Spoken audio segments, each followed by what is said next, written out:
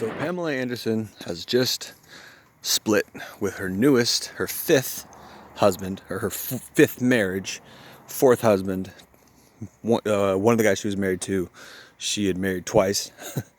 So this guy was 74 years old. Apparently he was some Hollywood producer who had met her like 30 years ago, 35 years ago, and he apparently said he never stopped loving her. And he waited for her. Well, of course he was with other women, but he always loved her and always hoped she would come back to him. And they were married, I think, 2 weeks ago. I didn't hear about it. And after 12 days of marriage, they split. So she left and split back up to Canada, where she's from. And so he's 74 years old. Apparently she's like 55 or something. I don't know. But I do know that Pamela Anderson was famously blaming men about 2-3 years ago. She was blaming men for pornography.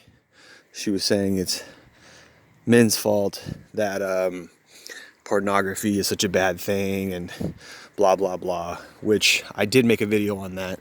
I believe it's still on my channel. If not, I'll have to re-upload that. There's probably about 20 old vlogs from my old channel that I haven't yet re-uploaded. That might be one of them, I'm not sure. But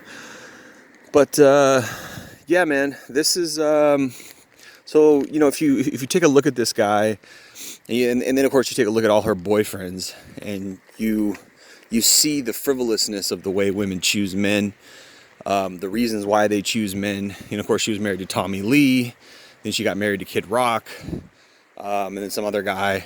And just like Jennifer Lopez, just like Britney Spears, these women cannot stay in a relationship. They cannot maintain love. They cannot, they just can't do it. They're just promiscuous, hypergamous. You know, they have no character. They have no class on the inside. They don't have good hearts. And this is the reason why divorce is so high. And it's not just Hollywood. It definitely is Hollywood. I mean, these Hollywood people, they can't stay married, you know, if their life depended on it.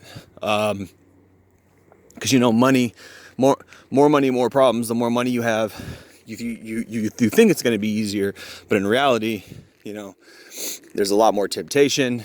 You become more selfish, etc. Money is nice, but it doesn't solve all your problems. And of course, money doesn't make you a better person on the inside. It might make your life easier, might make you have more fun, might make life more luxurious, etc. You have more stuff, but it doesn't make you a better person on the inside. That requires actual work. That requires actual effort. That requires, you know, for you to actually be, you know, for you to actually have a heart. And not everybody does have a heart.